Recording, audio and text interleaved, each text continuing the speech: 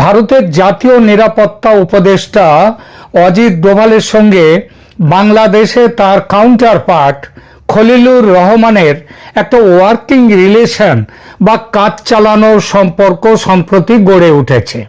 এর শুরু প্রথমে দিল্লি বৈঠকে, তারপর কাতারের দোহা বৈঠকে। দিল্লির বৈঠকটি হয়েছিল নভেম্বরের 19-20 তারিখে নয়াদিল্লিতে কলম্বো সিকিউরিটি কনক্লেভ তার 7ম এনএসএ পর্যায়ের বৈঠকের ফাঁকে সেই দ্বিপাক্ষিক আলোচনা অনুষ্ঠিত হয়। বৈঠকের দিন ছিল নভেম্বরের 19 এবং 20 তারিখে, কিন্তু খলিলুর রহমান তার একদিন আগেই 18 তারিখেই এসে যান দিল্লিতে এবং বৈঠক করেন ভারতের জাতীয় নিরাপত্তা উপদেষ্টা অজিত ডোভালের সঙ্গে। এই বৈঠকে যে আলোচনাটা ছিল বাংলাদেশে 2024-এর রাজনৈতিক পট পরিবর্তন, তারপর এটি ছিল দুই দেশের নিরাপত্তা প্রধানদের মধ্যে প্রথম উচ্চ পর্যায়ের বৈঠক। এর দিন কয়েকের মধ্যে নভেম্বরের শেষ সপ্তাহে কাতারের দোহায় হয়েছিল দ্বিতীয় বৈঠক। বিভিন্ন আন্তর্জাতিক সংবাদ মাধ্যমের সূত্র অনুযায়ী দোহার বৈঠকে খলিলুর রহমান এবং অজিত ডোভাল ছাড়াও আমেরিকার এবং বিশেষ করে সিআইএর প্রতিনিধিরাও ছিলেন। এখানে মূলত বাংলাদেশের বর্তমান রাজনৈতিক রূপান্তর, নির্বাচন এবং অভ্যন্তরীণ নিরাপত্তা বিষয়ে আলোচনা হয়েছিল।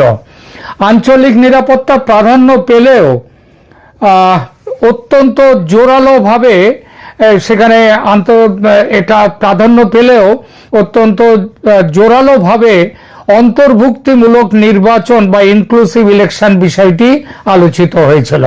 দোহায় পশ্চিমের বিভিন্ন দেশের শক্তি এবং মার্কিন প্রতিনিধিদের পক্ষ থেকে একটি বার্তা স্পষ্ট করে দেওয়া হয়েছিল যে বাংলাদেশ যাতে দীর্ঘস্থায়ী অস্থিরতার দিকে না যায় সেজন্য সব রাজনৈতিক দলের অংশগ্রহণের মাধ্যমে একটি সুষ্ঠু ও অংশগ্রহণমূলক নির্বাচন প্রয়োজন।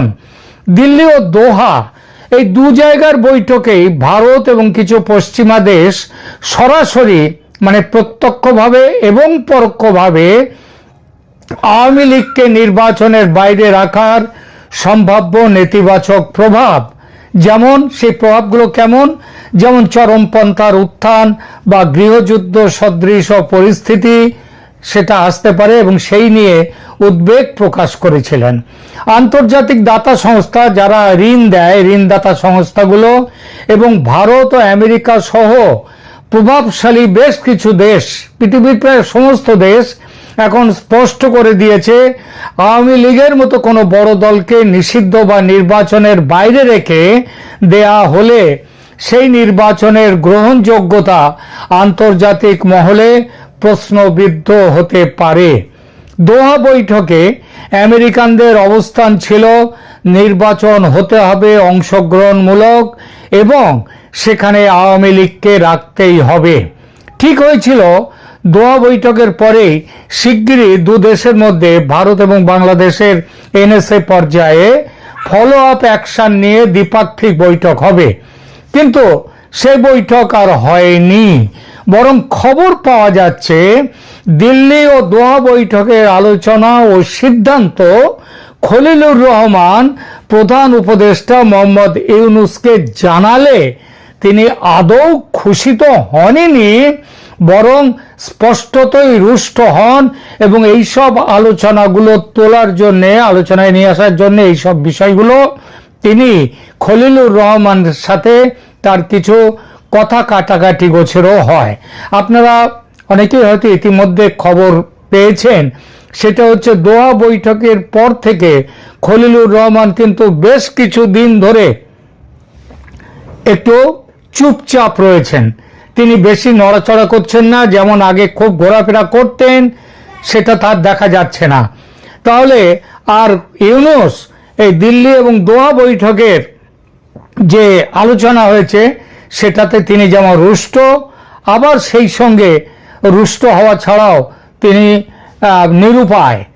জামায়াত এনসিবির বিরুদ্ধে গিয়ে নিরুপায় এই জন্যেই, জামায়াত এনসিবির বিরুদ্ধে গিয়ে ইনক্লুসিভ বা আওয়ামী লীগকে নিয়ে নির্বাচন করার বিষয়ে সায় দিলে তার বিপদ, আবার সায় না দিলেও আন্তর্জাতিক মহল থেকে বিপদ। অতএব তিনি বোবা হয়ে আছেন এবং বোবার শত্রু নেই, সেই জন্যই তিনি বোবা হয়ে আছেন। কিন্তু খলিলুরের সঙ্গে মার্কিন প্রশাসনের ঘনিষ্ঠতার কথা ইউনূসের অজানা নয়, তাই সরাসরি তার বিরূপ প্রতিক্রিয়া সেটা খলিলুর রহমানকে না জানিয়ে ইউনূস সাহেব খলিলুরকে এড়াতে শুরু করে দিয়েছেন। খলিলুরকে খুব একটা গুরুত্ব তিনি ইদানিংকালে দিচ্ছেন না। কিন্তু তিনি গুরুত্ব না দিলেও ভারত তো চুপ করে বসে থাকতে পারে না, কারণ কথাই হয়েছিল যে দোহা বৈঠকের পর ফলো আপ বৈঠক হবে, এবং ফলো আপ নিয়ে অজিত ডোভাল চাপ দিতে শুরু করেছেন খলিলুর রহমানকে। বলছেন, কি সিদ্ধান্ত নিচ্ছে আপনার সরকার বলুন, নির্বাচনের দিন তো এগিয়ে আসছে, আর দেরি করলে কবে আওয়ামী লীগ প্রার্থীদের নমিনেশন ফাইল করবে, তারা কবে নমিনেশন ফাইল? ডোভালের চাপে খলিলুর এক সময় বলে ফেললেন যে আগামীকাল প্রধান উপদেষ্টার সঙ্গে দেখা করার অ্যাপয়েন্টমেন্ট নিচ্ছি, তাকে স্পষ্ট জিজ্ঞেস করব যে তিনি ঠিক কি করতে চলেছেন সেটা স্পষ্ট করে বলুন। এবং তারপরে কি হলো, অ্যাপয়েন্টমেন্টের সময় জেনে নিলেন ডোভাল, এবং নির্দিষ্ট দিনে তিনি চলে গেলেন খলিলুর রহমান মোহাম্মদ ইউনূসের সঙ্গে যমুনায় কথা বলতে। কথা চলছে দুজনের, আর তখনই ফোন গেল অজিত ডোভালের। ফোন এলো আমাদের খলিলুর রহমানের মোবাইলে। ফোনটা রিসিভ করে দু চার কথা হতে না হতেই ডোভাল বললেন, ফোনটা আপনি প্রধান উপদেষ্টাকে দিন। এবং তখন খলিলুর রহমান ফোনটা এগিয়ে দিলেন প্রধান উপদেষ্টার কাছে, বললেন যে আপনার সাথে কথা বলতে চান ভারতের জাতীয় নিরাপত্তা উপদেষ্টা অজিত ডোভাল। ইউনূস সাহেবের সাহস হয়নি অস্বীকার করতে, তিনি ফোন নিলেন, আর তখনই স্পষ্ট ভাষায় ডোভাল যে কথাগুলো বললেন ইংরেজিতে, তার বাংলা তর্জমা করলে এমনটা দাঁড়ায়, নমস্কার প্রধান উপদেষ্টা সাহেব, দিল্লি ও দোহার বৈঠকে আপনার জাতীয় নিরাপত্তা উপদেষ্টা এবং আমরা এবং আমেরিকার প্রতিনিধি দল সবার সামনে বসে আলোচনা হয়েছিল, এবং সেই আলোচনায় সিদ্ধান্ত হয়েছিল বাংলাদেশে গণতান্ত্রিক ব্যবস্থা ফিরিয়ে আনতে মুক্ত, স্বচ্ছ ও সমস্ত দলের অংশগ্রহণমূলক নির্বাচন চাই। কিন্তু আপনার সরকার বিষয়টিকে ঝুলিয়ে রেখেছেন। মনে রাখবেন, আপনার সরকার কোনো নির্বাচিত সরকার নয়। আপনার অগণতান্ত্রিক সরকার গণতন্ত্রের সংজ্ঞা নির্ধারণ করবে, এটা চলতে পারে না, এবং সারা পৃথিবী আজকে বলে দিচ্ছে এটা চলবে না। আওয়ামী লীগ সরকারের 15 বছরের ফ্যাসিস্ট শাসনে অত্যাচারের রেকর্ড যা ছিল, সে রেকর্ড ভেঙে দিয়েছে আপনার 15 মাসের সরকার। এর পরেও ভারত এবং বিশ্ব আপনাকে সহ্য করেছে, কিন্তু আর নয়।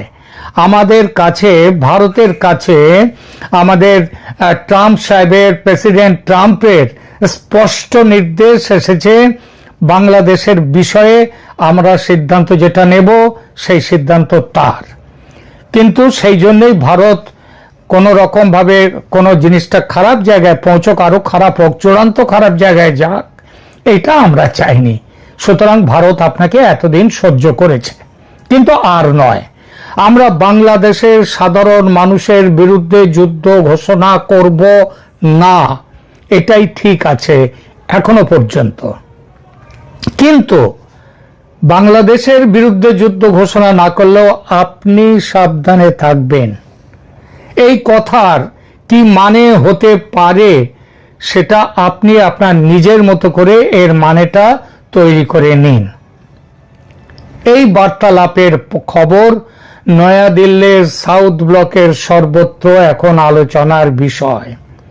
সেখান থেকে তৈরি থাকার আদেশ নতুন করে চলে গেছে কলকাতার বিজয় দুর্গে, যা কিনা ভারতীয় সেনাবাহিনীর পূর্বাঞ্চলীয় হেডকোয়ার্টার। সুতরাং আগামী দিনগুলোতে কিন্তু একটা কি বলবো, একটা খুব বড় একটা ঘটনা বলুন বা দুর্ঘটনা বলুন, তার মুখোমুখি হওয়ার মতো দিন আসছে। এখনকার মতো এই পর্যন্ত। ধন্যবাদ।